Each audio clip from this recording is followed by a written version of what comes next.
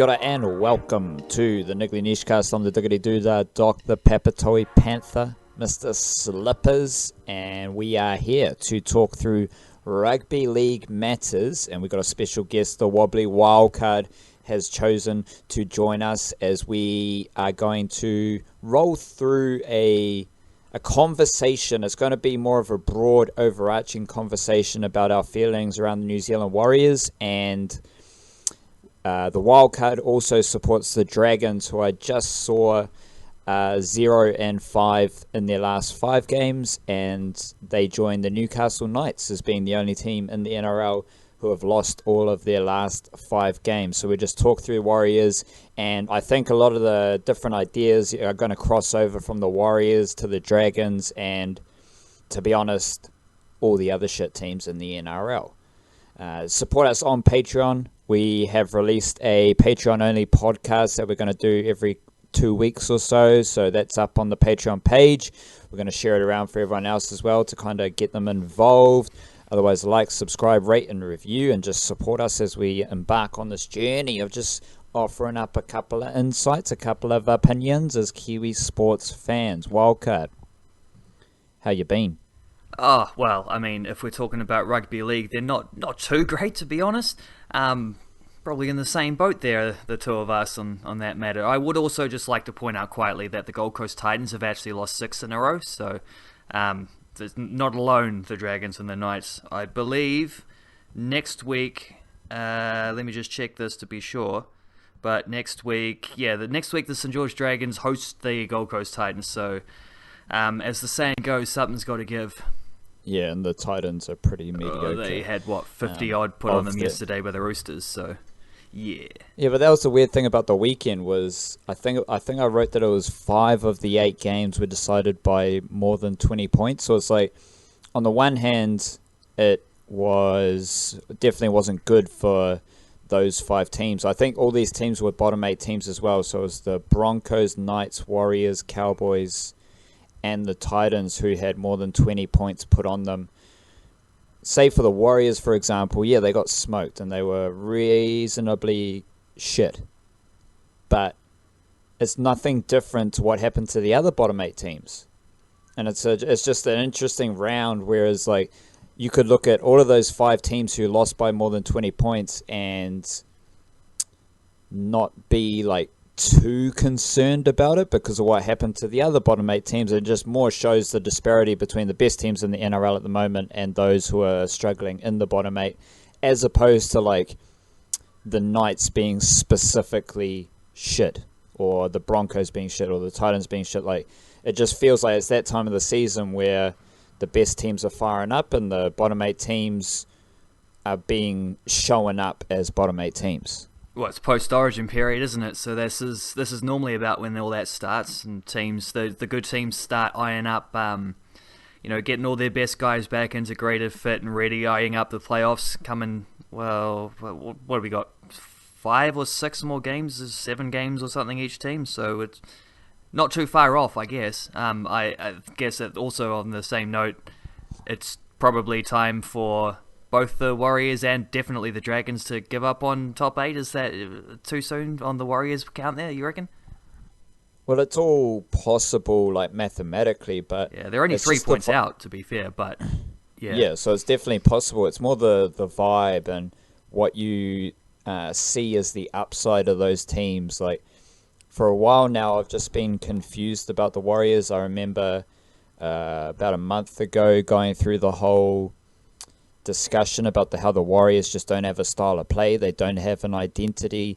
They don't, they're not a very good attacking team, but they're also a pretty mediocre defensive team. And it's like, yeah, sure, they can get lucky. They could play good footy, but regardless of what happens, there's nothing that they have shown throughout this season to suggest that they could really tap into that upside or tap into any potential that they have shown. Like, they just don't feel like a top tier NRL team. So there's definitely mathematical chances, but they are a limited group of rugby league players. Well, if you compare it to last season, and it's probably fair to say that it doesn't feel like they've gotten better since last season. Maybe some of the things that have been exposed will help them get better going forward and into next season. But like last year, what did they finish? Was it 8th, I think? And regardless of where they finished in the top 8, they lost their first round playoff game pretty comfortably to Penrith, wasn't it? And that was it. They got back in the playoffs after 7 years or whatever it was, and then we're one and done. So it's like, and now we're looking at a team who's probably going to miss the playoffs by 1 or 2 wins. Not fine margin. I mean, pretty fine margins if they do indeed fall short. Like, there's not a lot of difference between that, and the difference between those 2 seasons could honestly be just like that one spell where things go right and you have a good month and win 4 games in a row, and versus the game where you have a forward pass called right at the end, which debatable whether or not, I mean it was forward, but debatable whether or not you want to be so strict as to call every single forward pass, because there's a lot more than those that get let go every single game. But I believe in your piece about that one last week, you wrote pretty thoroughly. Like, you can't blame the refs, and that's a thing I always try to think about when watching sports, but specifically when supporting teams. Because if you're blaming the refs, then you're saying that, well, we're in that margin of error where a refereeing decision can be the difference.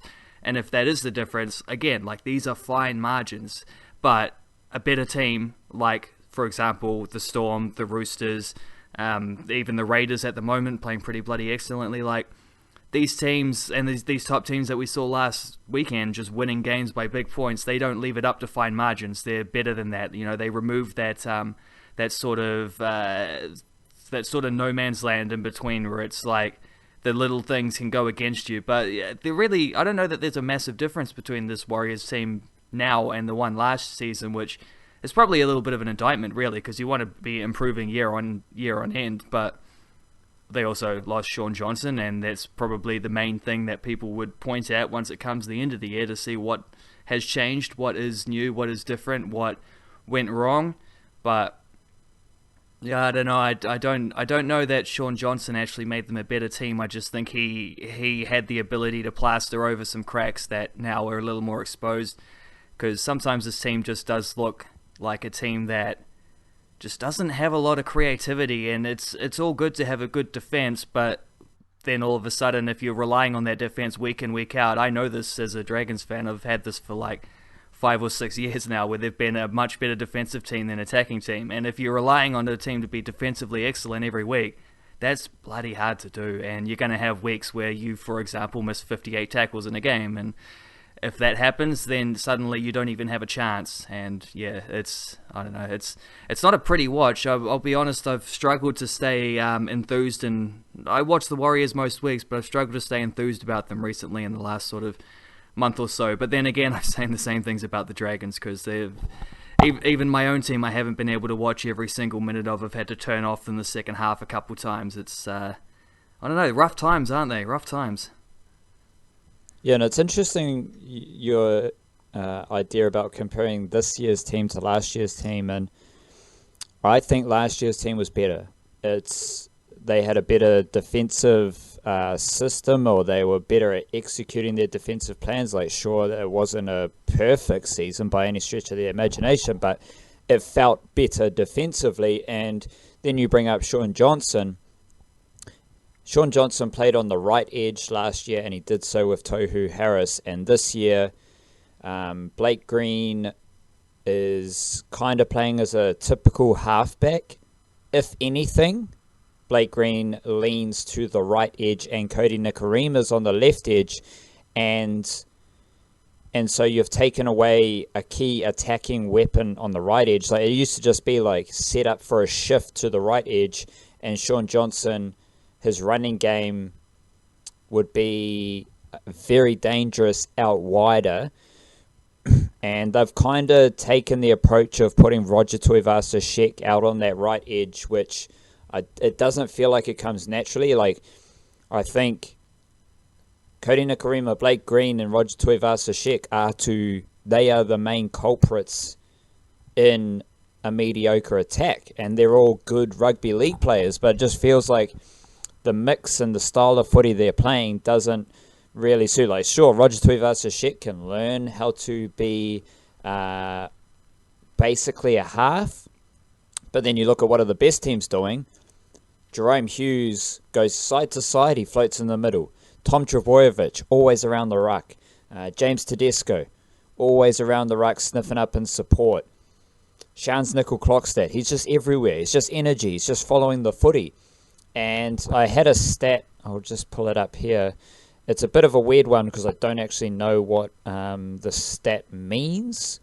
But my gut feeling is that this is a key stat because there's a category on NRL.com called supports, which my idea is that is support players or support plays. So, how many times a player receives the ball pushing up in support or whatever. I don't know, but something like that.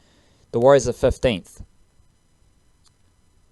And that's not good because that means there's no buzz, there's no energy around the footy. And we've seen it time and time again with the Warriors as guys making a break and there's no one in support. And that's a bit weird. But coming back to Shaun Johnson, I think that's because Roger Tuivasa-Sheck has to go out to the right edge where Shaun Johnson used to play.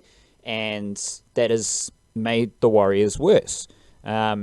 Also missing has been Tohu Harris. So you're talking about creativity. Shaun Johnson and Tohu Harris, along with Peter Hiku, three of the most creative attacking players the Warriors have, especially like Tohu Harris is one of the most creative, skillful edge forwards in the NRL. He hasn't been playing. He played his last game, I think it was round 14 I just saw. So he hasn't been there for a while. And then you look at someone like Isaiah Papali'i. Isaiah Papali'i hasn't got better as the season has progressed. He's kind of moved backwards. And if Isaiah Papali'i isn't getting better and he's moving backwards, I think that's kind of symptomatic of what the Warriors are up to. I think they've made a few backward steps. And I do want to bring this discussion back around to everything not being as bad as it seems at the Warriors. So I want to keep that idea in people's minds as we talk through this, because I don't think everything is as bad as it seems at the Warriors for a variety of reasons. But they definitely don't feel as good as they were last year, which is kind of personnel decisions. It's kind of style of footy. It's also possibly other teams continuing to progress and get better and develop and come up with new ways of playing footy, whereas the Warriors haven't done it. And I just want to... You talked about the Dragons and you talked about a 5-year kind of situation. And they aren't exactly yielding results from that five-year situation, but it's also, when you look at the Canberra Raiders are one of the best teams in the competition this year. Prior to this season, they were a team with a lot of potential that never actually tapped into that potential, and it took them multiple years and multiple seasons to get their roster right. They had to let go of Shannon Boyd and Junior Paulo, big forwards, slower forwards. They had to rejig their roster, get a couple of, John Bateman comes in. I think that Ryan Sutton's there as well, and you start to, over the course of 3, 4, 5 seasons, you start to settle into a roster, into a style of footy that can be effective in the NRL. But it took them multiple seasons, and the Warriors are still nearer the start of that journey. So it's just an interesting little paradigm there in the NRL. Yeah, well, in defense of the Dragons, they have made the playoffs a couple of times in that sort of 5-6 year span, and they Definitely, were last year. They've been one of the best teams in the NRL for 4 or 5 years. The Dragons have been a very good team over a long period of time, but that's what it takes is, can you be a solid NRL team over multiple years and then take a jump for those teams who aren't the Melbourne Storm, who have a culture of excellence? Yeah, well, that is true in the NRL as much as anywhere, isn't it? Like, you've got to... Yeah, it's hard to go from... It's happened before, but it's hard to go from, completely non-contending to contending for a premiership in the space of 1 year. Like, normally the teams that make those big jumps are the teams that have foundations, the teams that have been hovering around, maybe not making the top 8, but at least being a threatening team with good pieces, building forwards and all that sort of thing. And that's actually been a big frustration of this Dragons season, is that I thought they it was going to be tough for them to make a big step above what they did. But having said that, last year they got in a roll at the right time towards the end. Right, like last possible moment they got on a roll, they were threatening to do their usual end of season just complete fade off into oblivion job that they normally do. But they, to be fair, were a few Adam Reynolds field goals away from making a semi-final last year. So they had a platform to build from and have fallen back pretty thoroughly. And there are some good reasons for that, why the team's dropped off. But one of the reasons that's getting blamed, which I think isn't a very overrated reason, it's just really easy to blame the coach, but Paul McGregor's copping a fair bit of flack right now. I think if you look at the injury history the Dragons have had throughout the season, they've got a hugely inexperienced, all of their outside backs are pretty young or inexperienced, with the exception of when they ask a halfback to play at fullback, which they did at the start and are currently doing now. But that's going to come with errors, that's going to come with mistakes, and when the team's been struggling, that means a lot of rotation, which means that you're not even getting combinations, and that's frustrating and that's hard. But they've also got a forward pack full of Origin players and internationals who, if you count Jack de Belin as being part of that unit, which during preseason they were hoping that would be the case, they've never had a full-strength forward pack, and they've been, every single player of note has been injured in that unit. Tyson Frizzell spent time out injured, ruptured a testicle in the second game of the season or something like that. That's never a pretty injury. Assuming James Graham broke a bone earlier and is back playing now. Paul Vaughan went off with a dislocated finger yesterday. Everyone there. It's, Tarek Sims has spent some time. Corbin Sims broken arm as well. Every one of their relevant players, and this is also a unit that lost Lisa Narmel, who I've been a little bit curious to see. He hasn't quite done as much as I thought he would for the Warriors this year, and doesn't quite seem to be playing as many minutes as I thought he might as well. But maybe that's just my impression. I don't know. But yeah, so Dragons have had. I like to fall back on the injuries there, and also of course Corey Norman and Gareth Widdop have had extended injuries, plus Ben Hunt disappeared for Origin for a while. They've just had there's 3 or 4 changes every single week, and that's just a recipe for disaster.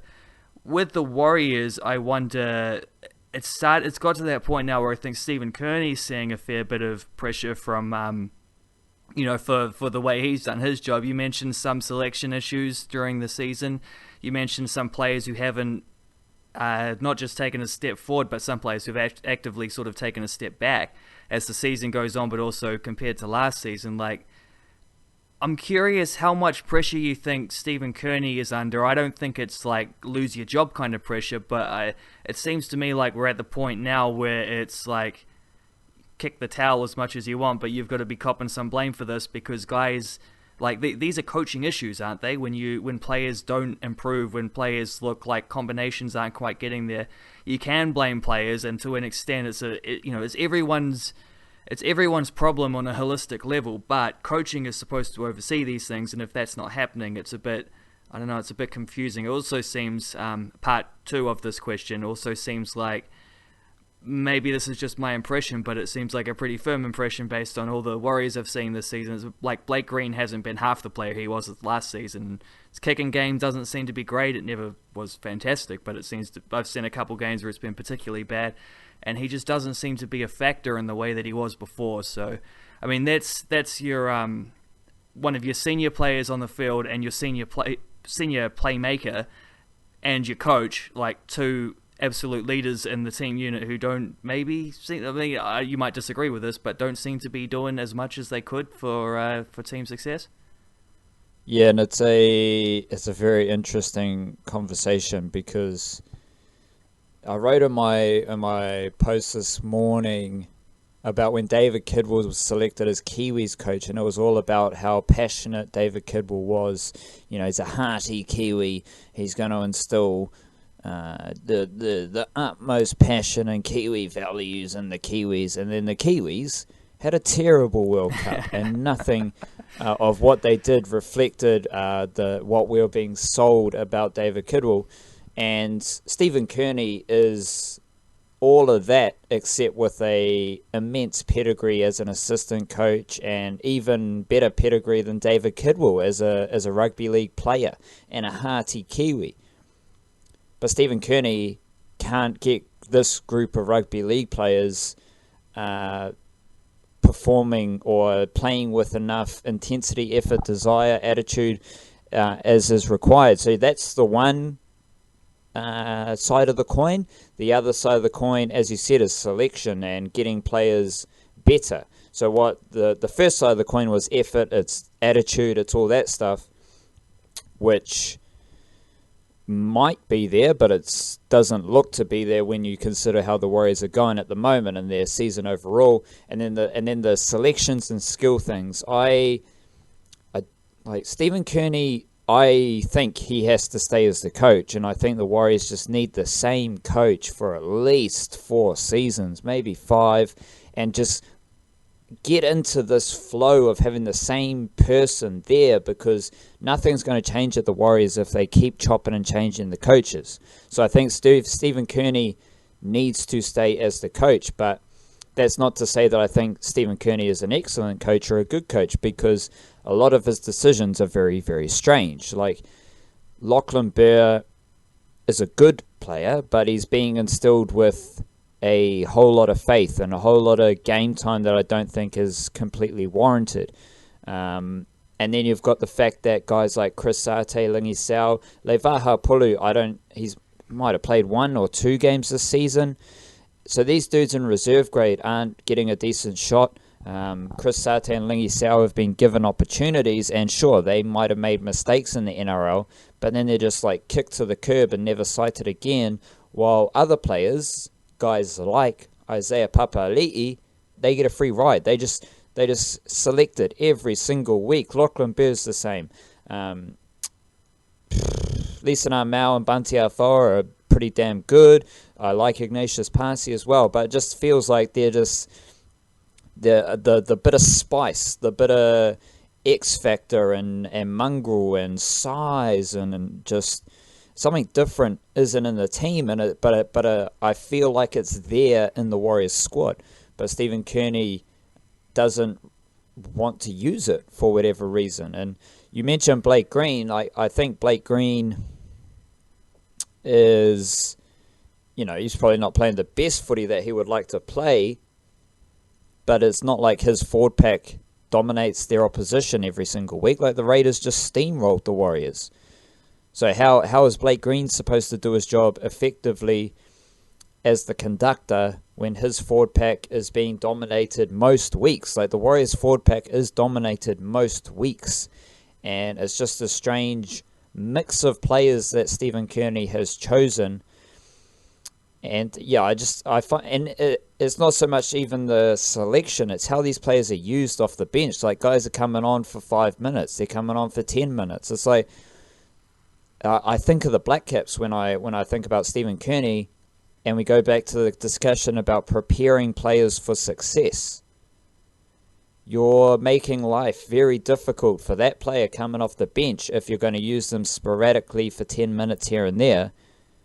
Like, you're not instilling them with a whole lot of faith or confidence that they should be there and they have a great job to do. No, you're saying, look, I don't really trust you, but you're in the 17, so I'm going to put you on. It doesn't feel like it's good man management. It doesn't feel like it's good squad management, and it doesn't feel like it's been overly effective. How have you seen the Lisanā Mau thing going? Like, you said he's doing a decent enough job. Like, is that... I don't know, he was such a important player for the Dragons the last couple of seasons, but he was a very important player coming off the bench, giving you sort of 30 minutes of just rolling forward with the second unit of the forward pack there, sort of thing. So, like, I don't know, I'm just curious, because he is a Dragons player who I look at and be like, we really could have used him at many stages this season. And it just doesn't feel like he's been as prominent at the Warriors as I thought he would. But maybe I'm overreaching there, because it's not like he was playing James Graham like type of minutes last season either. He was very much just like that cannonball coming in off the bench for give you 25 to 30 great minutes and rolling through tackles and stuff like that. But I mean, he also was a guy who made big impacts and big moments, because he could, like, just keep on, storming his feet forward after he's hit and just getting those extra meters after contact. And he had a very good offload as well and sneaky good footwork. Not fantastic footwork, but for his size, definitely pretty much better than average. So I don't know. I'm curious strictly on like a personal level as a player I used to support, but how have you seen him going this year?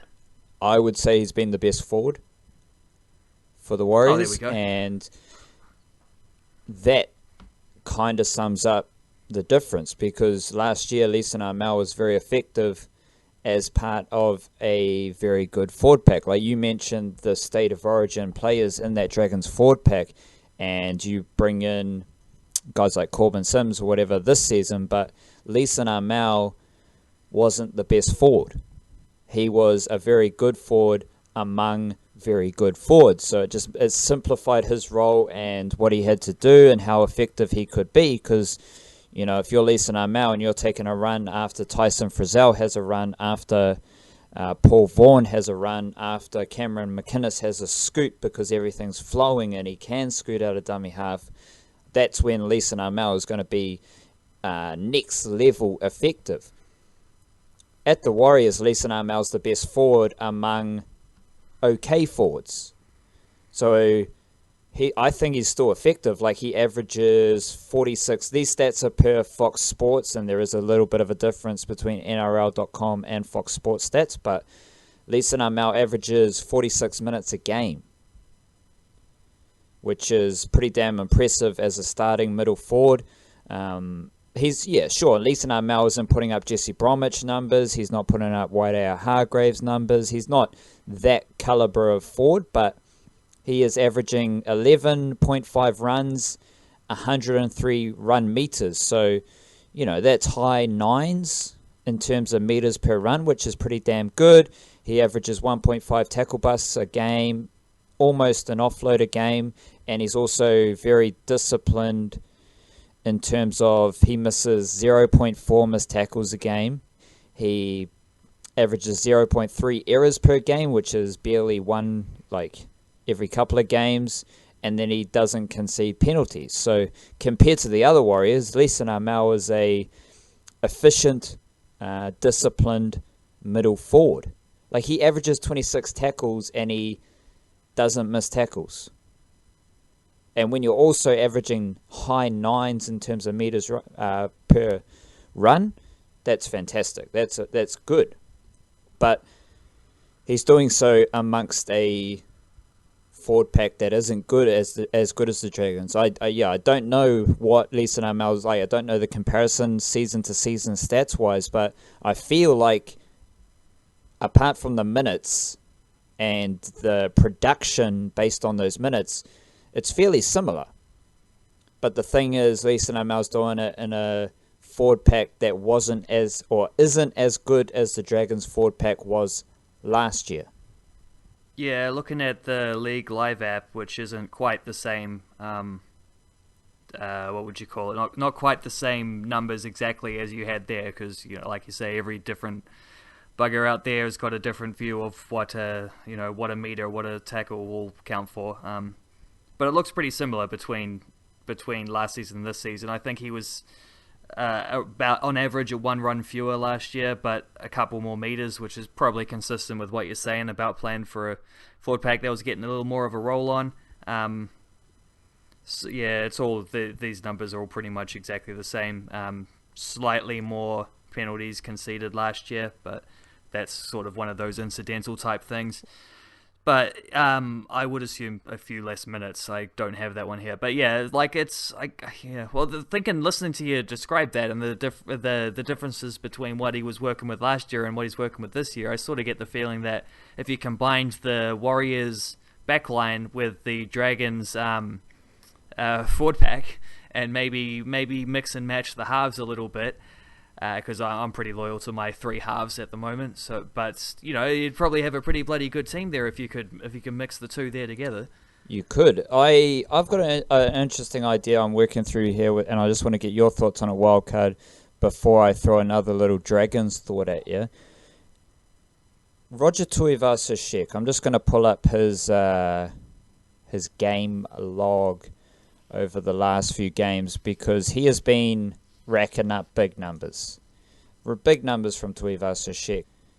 They have kind of coincided with good rugby league from the Warriors. So let me just sort through this. So last 1, 2, 3, 4, 5, 6, 7 games, Roger Tuivasa-Sheck has run over 200 meters. And then, just for context, 1, 2, 3, 4, 5, 6.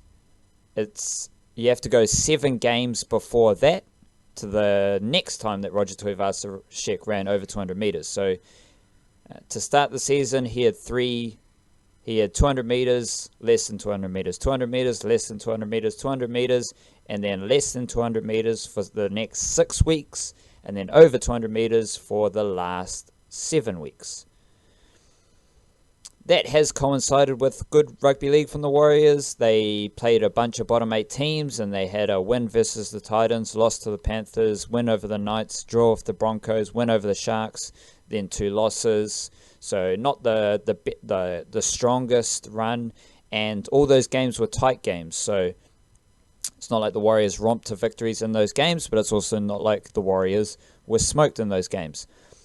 I am curious, Wildcard, how much value you put on, specifically Roger Tuivasa-Sheck's run meters, and then, you could take that into a broader sense across the NRL as well.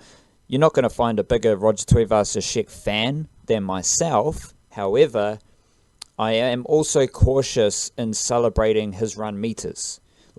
He is the captain, he's leading by example, he's doing a fantastic job, but do those run meters, and does Roger Tuivasa-Sheck running the footy and being an absolute workhorse, which I don't think is a great idea. There's no need for Roger Tuivasa-Sheck to be racking up those sort of numbers, given the whole premise of this is Tuivasa-Sheck, Ken Mamalo, Dave Fusatua, whoever else, they do a lot of work carting the footy up so that then the forwards can focus their energy defensively and on getting quick play the balls down in good ball territory.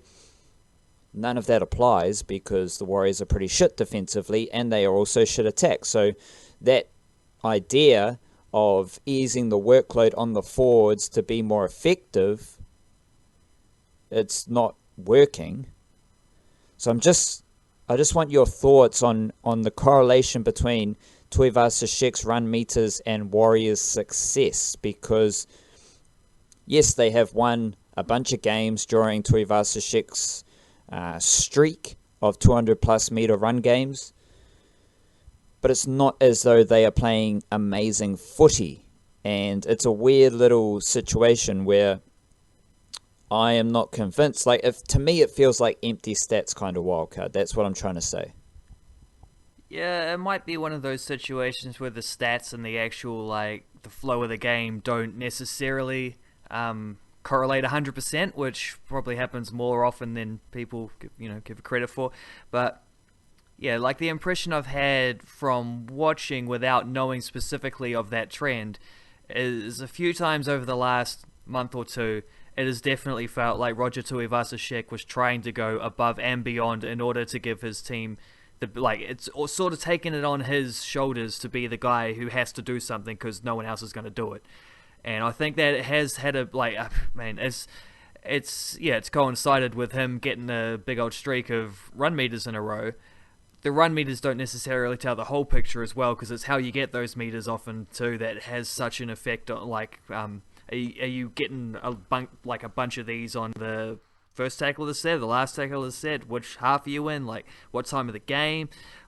He's definitely been a guy who's come up with just monstrously big plays for the Warriors, and that's probably been reflected a little bit in the stats as well, as you would expect. But yeah, that's been the impression for me anyway. That it seems like it's not like he wants to be Superman. It's not like he's trying to be Superman, but he sort of feels like he has to be Superman sometimes. And I guess there's a funny mirror image there you can make between the way the Warriors at times over the last half decade would rely on Shaun Johnson to be that guy to just provide a little bit of X factor on top, just something extra to find a way through, because they're not the most creative team as things are when they're just rolling through the processes kind of thing. And with well, I guess it's with outside backs in general, isn't it? Like, run meters are a stat that get inflated for those positions because you're getting a lot of kick returns, but that's also, like, I wonder if I assume there's someone's taken a stat of this. They definitely have it in the NFL, and I think it'd be really interesting to see how NRL teams compare with this. Like, the thing about getting those big meters, the thing about taking a lot of kick returns is that you do get big meters almost by default, because you're more likely to have open field to run into just on that first tackle of the set sort of thing. But that doesn't diminish those meters. Like, if you're getting more kick return meters, then you're getting your team to a better field position to start the set. And for teams like the Warriors and the Dragons, for different reasons, but for the same outcome, like, both of those two teams are teams that play in the grind a lot. And when you're in the arm wrestle, that starting field position is huge. So I would be like, I assume someone's taken note of this and tried to work this out, but I'd be interested to know, like, the average starting positions for, like, field positions for different NRL teams, like, who's, and especially just even in games, like, at times the Dragons this week against the Eels, there are times where it's like they couldn't hardly get out of their own half because they were starting on their own 20-meter line every time. And it's one of those things that it's easy to take notice of when you're watching a game that is like that, a game that is one of those arm wrestle types. It's like, how good's the kicking game, first of all, in terms of how far you can set them back when they're starting, how quickly can your defensive line get up and transition to, make a good first tackle and peg them back as much as possible, and then follow that up and then not give away a penalty if they're trying to, speed things up and get out of their own half, and these kind of things, which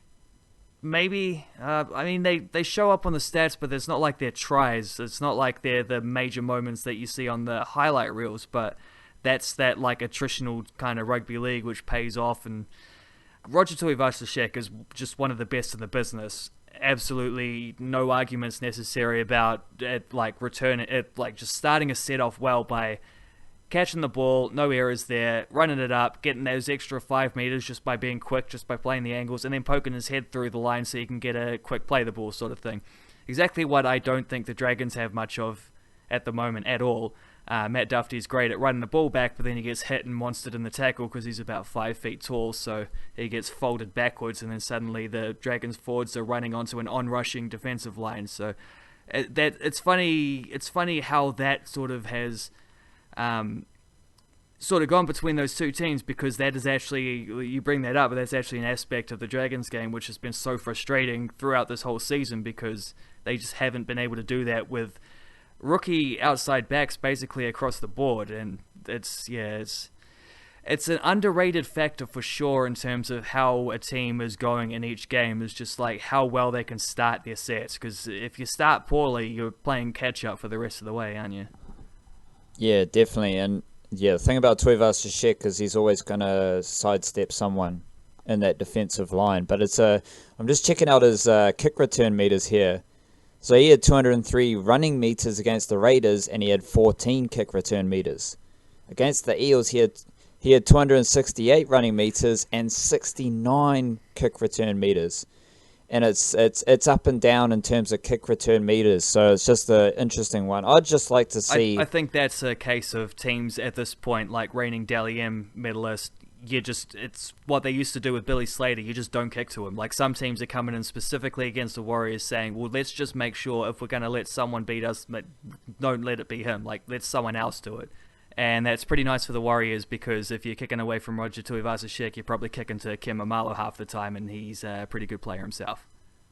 But that's the weird thing, is that he's got some games where that's been the clear plan, and then there's other games like, so before this Raiders game, Panthers, 107 kick return meters, Knights, 83, Broncos, extra time, there's a couple of extra time games in there, so factor that in, but Broncos, 109 kick return meters, Sharks, 79 kick return meters, Eels, 69, Raiders, 14.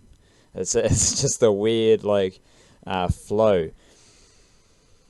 I am interested, Wildcard. We'll put this. We'll finish here. you're a Dragons fan.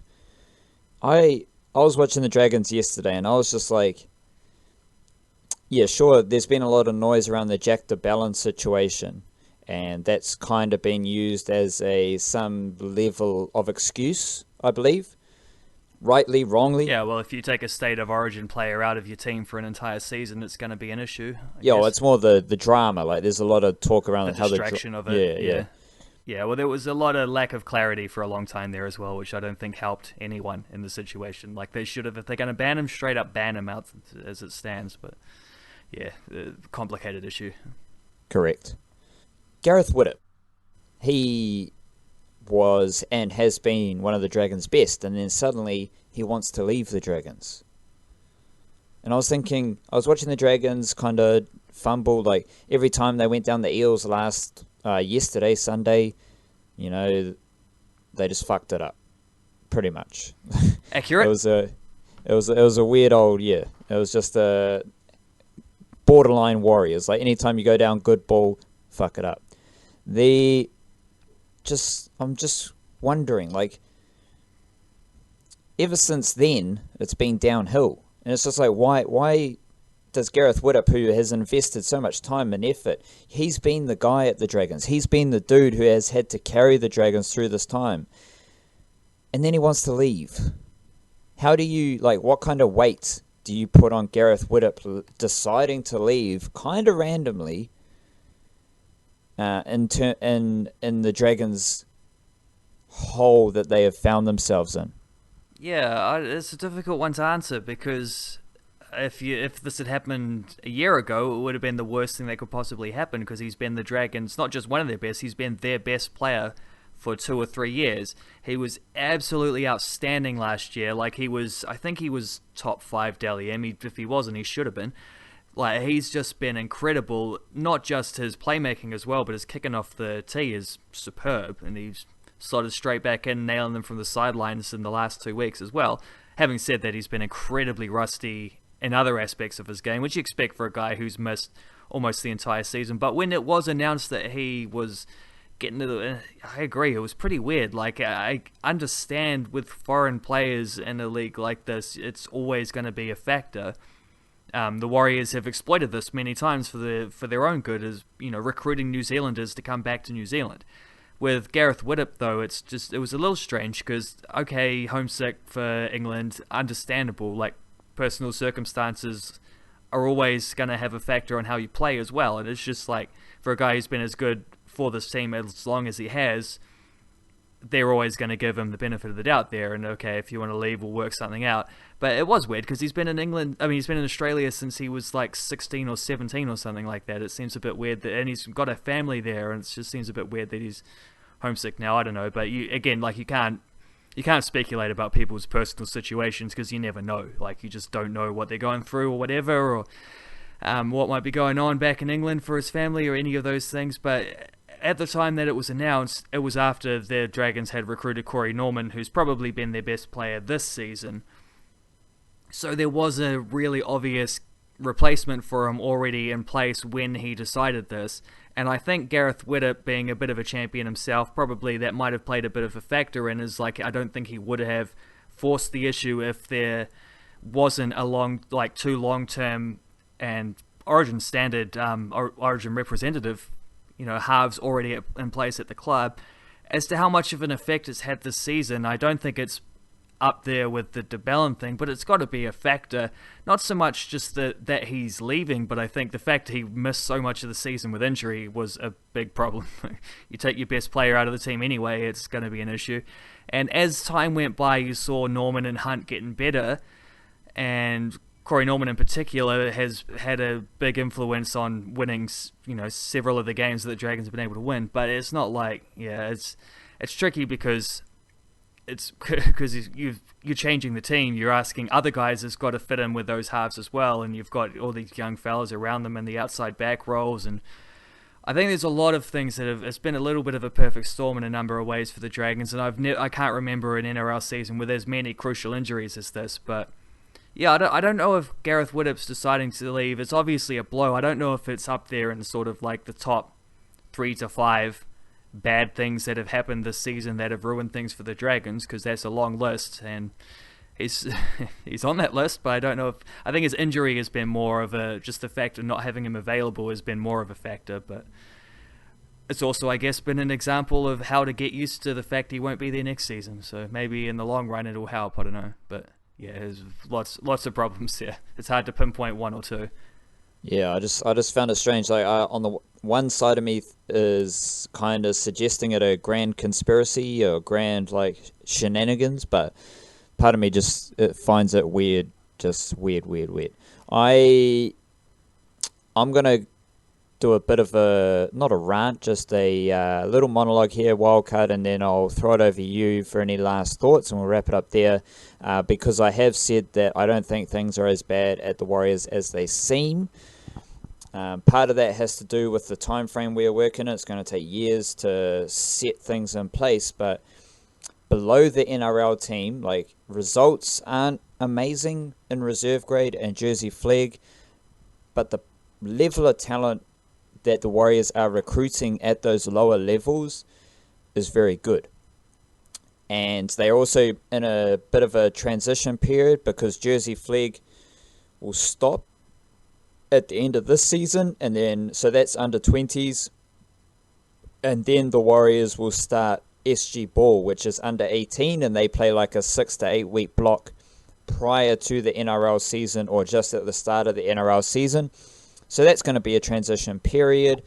There's also been Future Warriors games, which is kind of under 16, and they had a victory over the Newcastle Knights, who were undefeated in the New South Wales, I think it's Harold Matthews competition. So I just want to, as someone who thinks about the Warriors, writes about the Warriors, talks about the Warriors, it's my job to know about the Warriors. I am very excited for how things are progressing, and I do believe they have great people. Peter O'Sullivan, Greg Bullis, Nathan Kalis, Brian Smith. I believe they have put fantastic development structures in place at the Warriors, and yes, there may be no correlation between what is happening in the lower grades and those development systems and NRL success, but I believe that the Warriors as a club, as a whole, even including the women's team as well, I think they're in a very, very, very strong position, and it's going to yield rewards in the coming years. We just have to accept this like short-term pain, and these growing pains, I think, is where I'm going to settle. These are growing pains. This is a club that has gone through immense change over the last kind of 2 to 3 years, and to just assume that success comes with change is silly. We've seen it with the Canberra Raiders. It took them 4 or 5 years to settle in where they are now, and I think that's what is happening at the Warriors. And I believe in the coming years, when the juniors start to come through to the NRL team, the Warriors are going to be in a very, very strong position. Yeah, can't really argue with that. I mean, as long as you got the right structures in the first team to be able to, have that upward mobility going.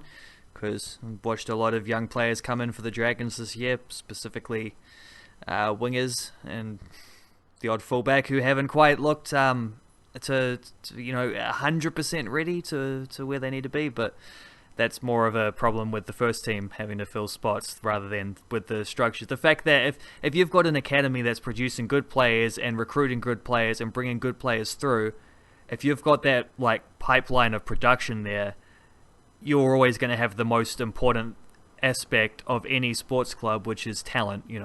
If you've got that coming through, then there's going to be a limit to how bad you can possibly be, because you've always got that at least to fall back on. Definitely, and that's a underrated way to handle the salary cap, because you see it like everyone talks about the Roosters' salary sombrero. The reason the Roosters can sign a lot of players is because they have guys like Satili Tuponuia, Pawasa Famasili, Nat Butcher, Victor Radley, who have come through, like, sure, they're not all local juniors, but they have come through the Roosters system, and the Roosters system brings them into the NRL as capable first graders who are on those early contracts. So it's like having a whole bunch of players from the draft, and then you've got them on those low contracts. This is NBA discussion. You've got them on the low contracts for 3 or 4 years. So you're getting immense value out of those players in terms of contribution to the team and performance compared to their dollar value. Yeah, I don't even think that's an underrated factor. I think in a salary-capped league, if you're getting value on the field above what you're paying your young players, and that's how you do it, you sign them before they reach that level, and then you've got them under contract, and they will outperform those contracts. Like, that's essential to being a winning team. If you look at the NFL, it's actually got to the point where this idea is almost broken, because the teams that are doing the best are the teams that have rookie quarterbacks, or not rookie quarterbacks, but quarterbacks at the back end of their rookie deal, where they're getting paid fractions of what they're worth, and because of that, you're allowed to, just dish money all around and make sure you got a great defensive unit, making sure you can get pressure on opposition quarterbacks, making sure you got, wide receivers in order to be able to throw at someone, make sure you can afford to invest money in your offensive line to protect that quarterback and make their job even easier.